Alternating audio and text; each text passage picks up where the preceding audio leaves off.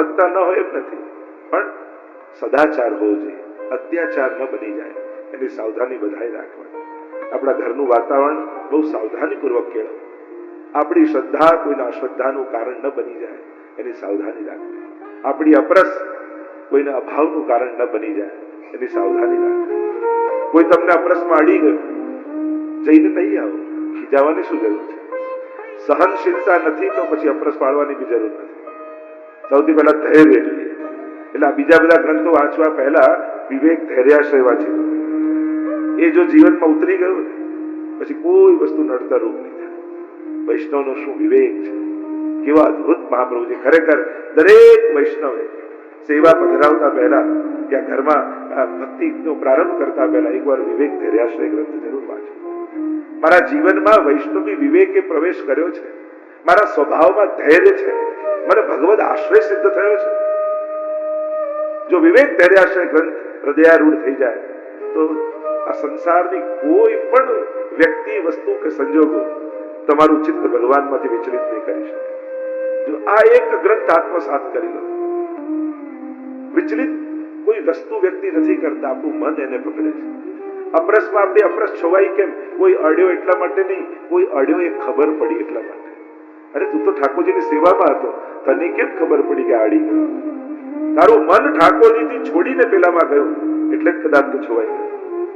એટલે દૂર જા, અડતો નહીં, પેલો કરતો નહીં. ઘણી વાર અમારી પાસે પણ લાવે તો સૌથી પેલા બ્રીફ જો અડતો નહીં હોય તમે જરા દૂર જ રહેજો. કાયમ થોડી અપ્રસમાં ઠાકોર સન્મુખ હોય ત્યારે બધું બરાબર છે. અમુક વ્યવહાર, અમુક વિવેક બધાએ શીખવાની જરૂર છે. પ્રભુ પાસે જઈએ કે ગુરુ પાસે જયારે યુવાનોને લઈ જતા હોય ત્યારે કેવું બ્રીફ એમને કરવું જોઈએ, કઈ રીતે એને સમજાવવું જોઈએ. આપણે એટલું નેગેટિવલી ઘણી વાર સમજાવતા હોઈએ છીએ. સીધા ગુરુ દેખાય એટલે આ પૈસા ત્યાં મૂકજે.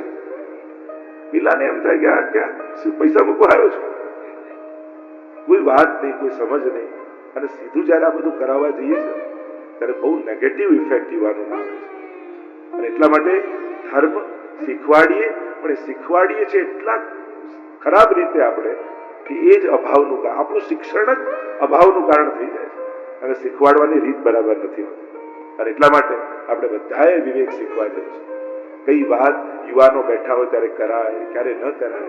ઘરમાં યુવાનો સાથે બેઠા હોય સોફામાં અને હવેલીથી આવી ગઈ, અરે હવેલીમાં તો એવું જો ને પેલા આગળ જવા દીધો, જવા ના દીધો ને આવા ધક્કા વાગ્યા ને આજે તો થાકી ગયો. પેલાને એમ થાય કે હવેલી તો જવાય જ નહીં.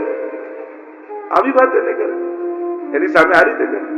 હજી કુમળું છાડ છે, એનો તો ઉત્સાહ વધે કે આજે તો એવા સુંદર શ્રીનાથજી બાબા લાગતા હતા, જાણે મને જોઈને મલકાતા હોય એવા સુંદર લાગતા હતા. આજે તો એમના આશીર્વાદ આપણને મળ્યા એટલે પ્રભુની કૃપાથી આજે બધું સારું.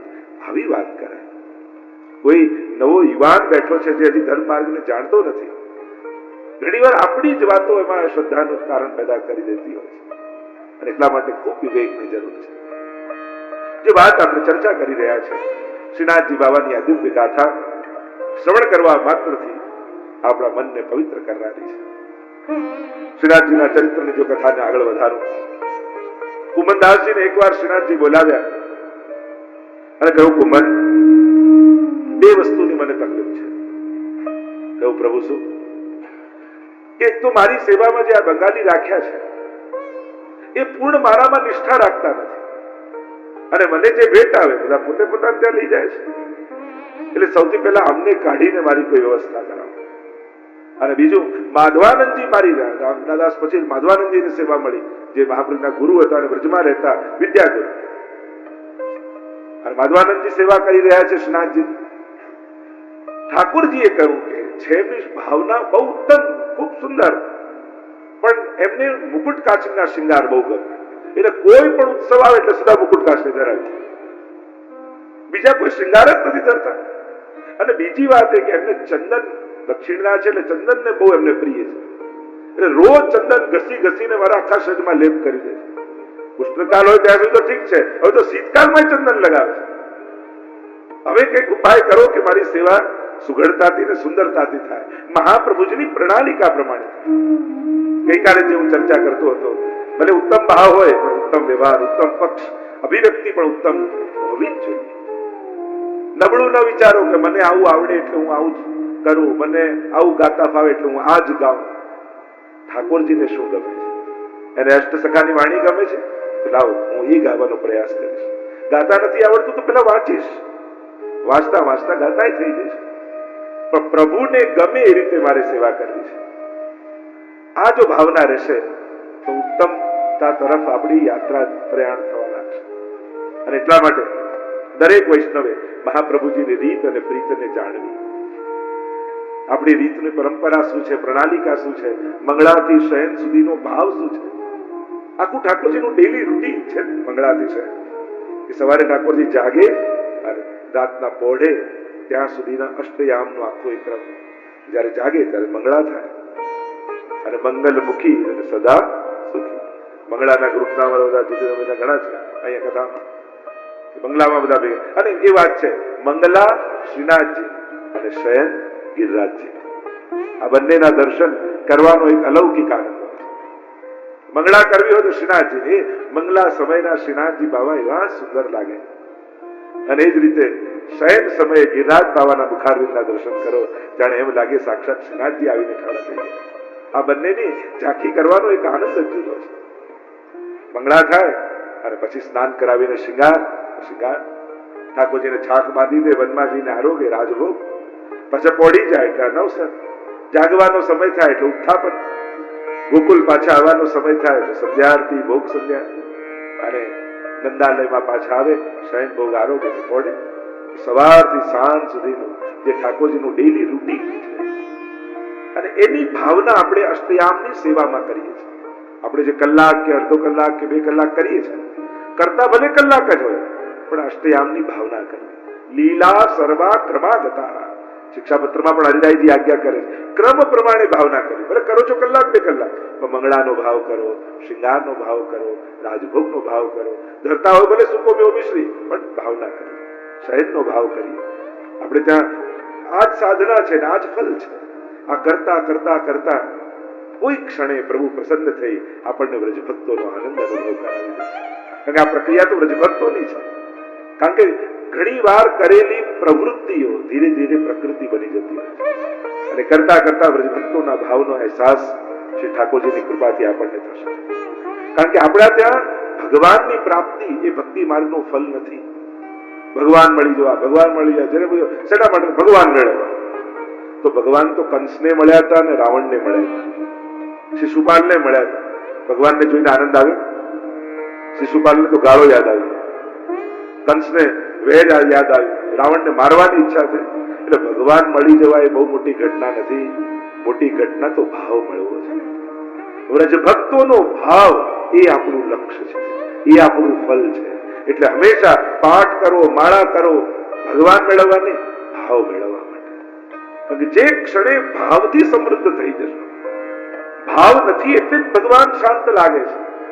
ચમત્કાર આપણે સામે જોતો કે અહીંયા કઈક ચમત્કાર ઠાકોરજીમાં, ચમત્કાર તો આપણી ભીતર કરવાનો. જે દિવસે આપણી ગોદ યશોદાની ગોદ ઠાકોરજીને લાગશે ને, તો સિંહાસનમાંથી કૂદકો મારી આપણી ગોદમાં આવીને બિરાજી જશે. એને તો સિંહાસન ગમતું જ નથી. આપણા તો સેવ્ય કોણ છે?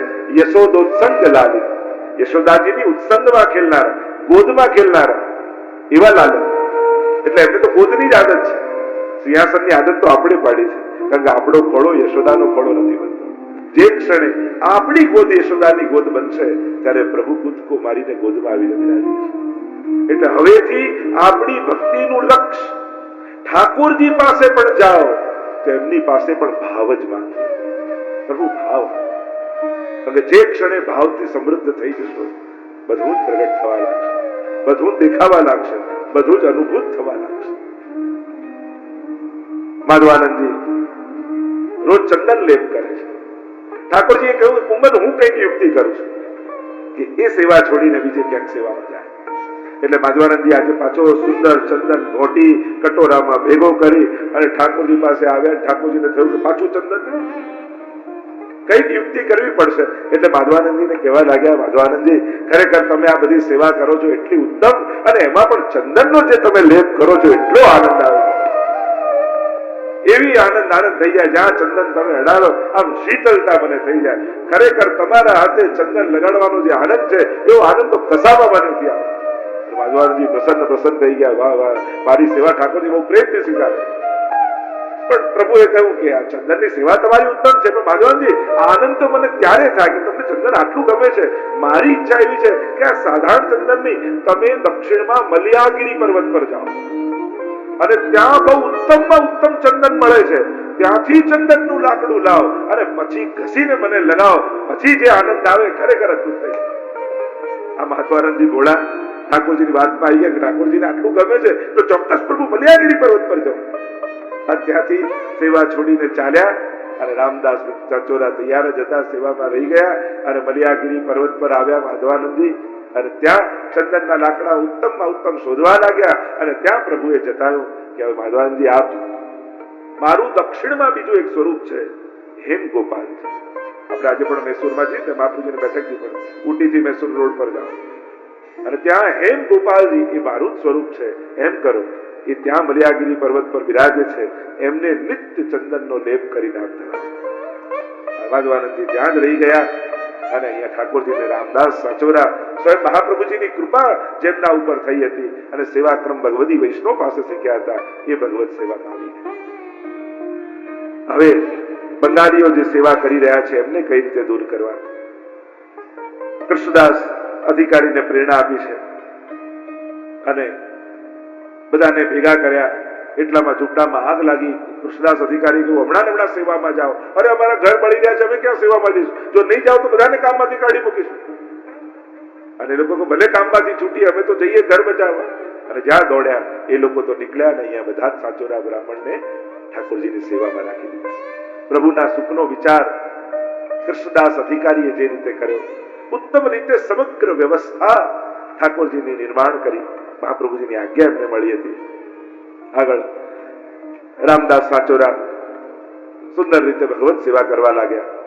પદ્મનાભદાસજીએ તેમને સમસ્ત ગ્રંથો ભણાવ્યા છે અને હવે તો ગુસાઈજીના માથે શ્રીનાથજી બાબા બિરાજે છે.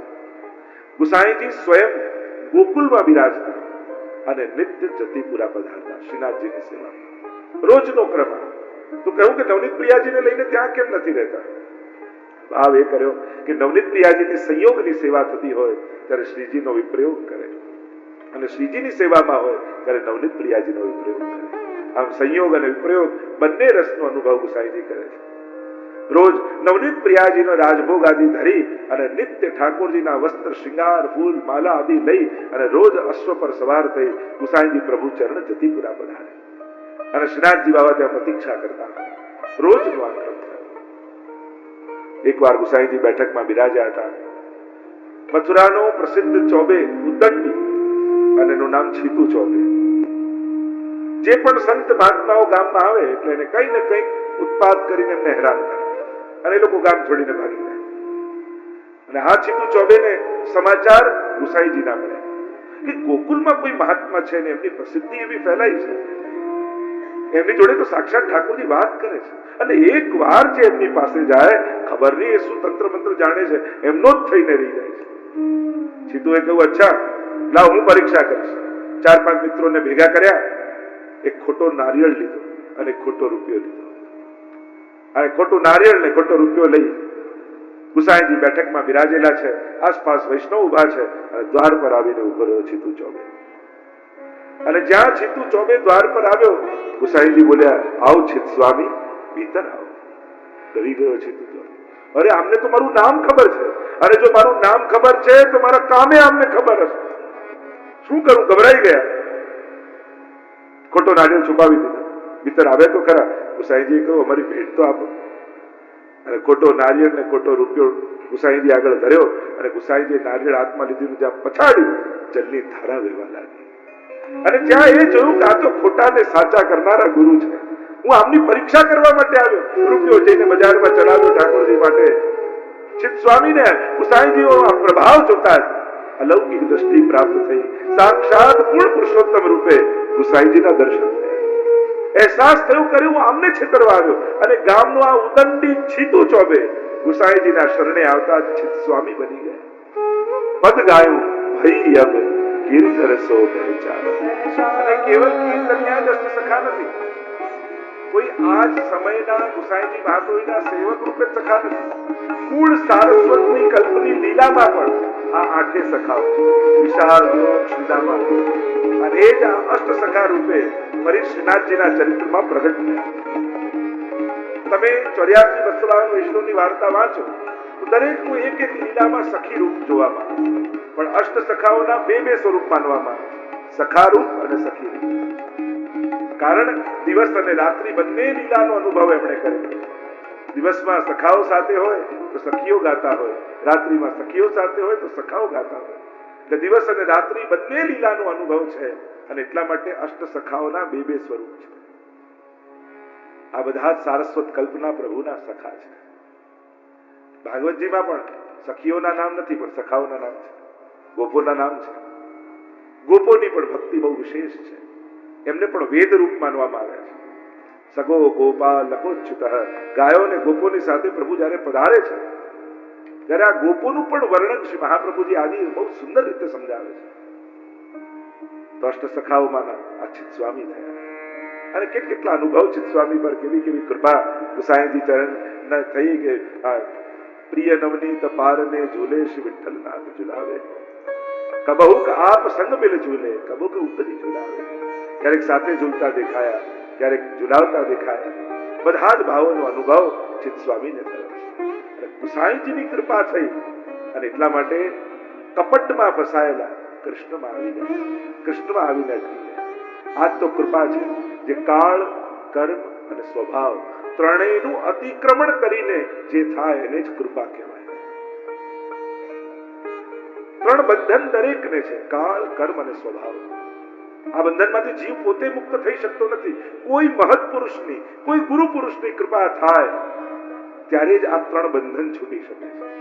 એટલે જ ગોપાલદાસજી ગુસાઈજીની સામે 9 વર્ષના ગોપાલદાસ ચરવિત તાંબુલ આપ્યું, બોલવા માટે વાણી મૂંગા છે, ગુંગા છે, પણ કેવી કૃપાથી 9 આખ્યાન ગાઈ દીધા. ચિત્ત સ્વામી ચિતુ ચોબે ઉદંડી છે, છેતરનારા છે, પણ ગુરુ કૃપા શું કાર્ય કરે છે પ્રગટ પ્રમાણ અહીંયા બતાવ્યું.